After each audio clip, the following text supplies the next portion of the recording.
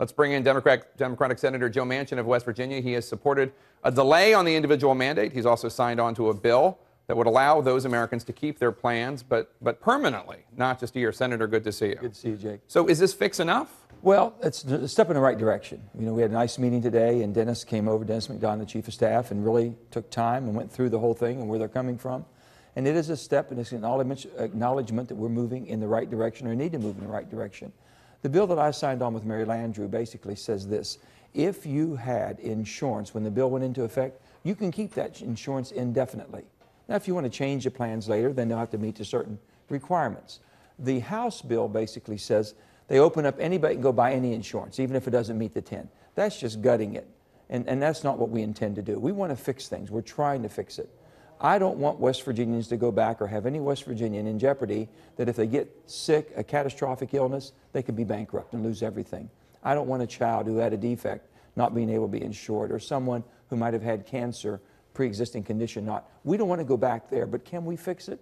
We've got to be compassionate about this, but this is my bill, basically the bill I put in with Mark Kirk, the Republican, my friend from Illinois, simply said this: there's no crime and no fine for this one-year period until January 1, 2015.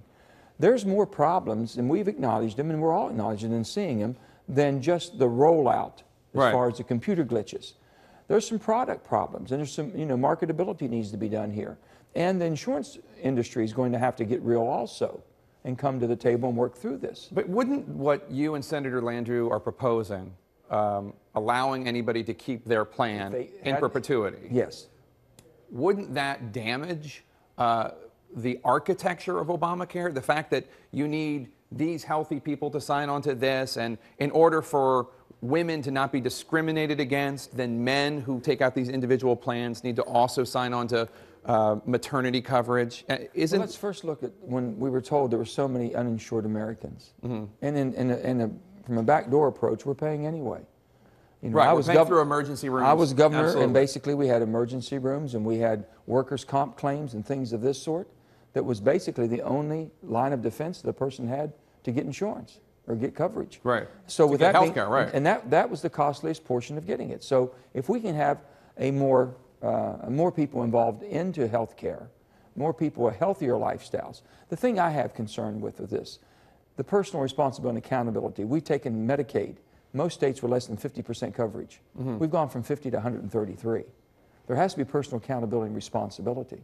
Now, a person that's just above that, you want to make sure that everyone's getting the adequate care. Right. But if we're paying and giving somebody, there has to be a quid pro quo. Responsibility, accountability, not over abuse or use to the point, and live a healthy lifestyle. But aren't you worried that what you're talking about doing, allowing people, even people who have junk plans that are really cheap but don't really offer anything, and in fact, healthcare experts would say that they're worthless. It's just it's sneaky business by some insurance companies, some unsavory actors. By allowing them to keep this because it's cheaper than what they would pay for actual insurance, you are undermining this goal that you share with the president. Well, I think the American people, or a person that might have the so-called junk plan, mm-hmm. At least they made a concerted effort to get something. They thought they needed something, and they thought it was as adequate or what they could afford, even though we might think that, well, the insurance industry took advantage of them.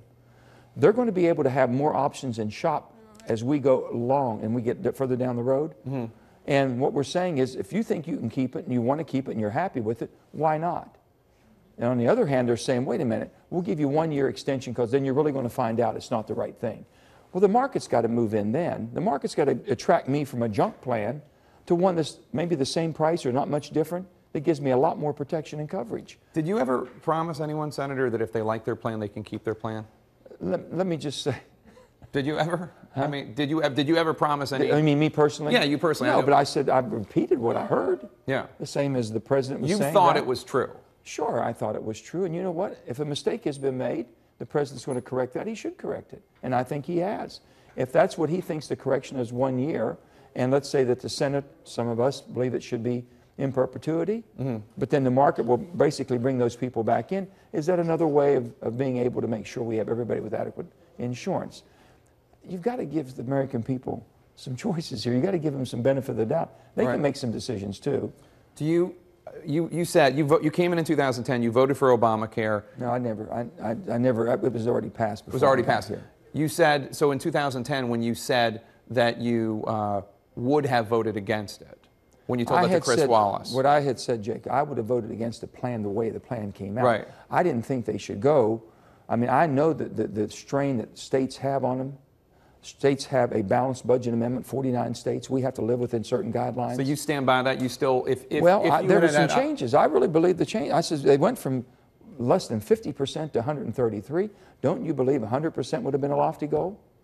The individual mandate, I believe there's a market. I believe that the market will be able to attract a young person, 26, 27, 28. So you like it now? You like the health care bill now? What do you mean? Well, you said no. I said we have to work it. Right. You obviously want to change it. We but did you the 1099 change. Yeah. In October 2010, you said that you wouldn't have voted for it. I'm saying now, 2013, seeing everything. We made the 1099 change. Right. There's other changes we put in there. So the 40-hour work week. We don't have that in there yet. Right. That needs to be in there. The 30-hour. I've never heard of a 30-hour work week. I've been working all my life. You know, that's 2 days. So do you like it or no? Would you vote for it if it came up tomorrow? Well, no, we have to change it. If we get the changes, we get the changes, yeah.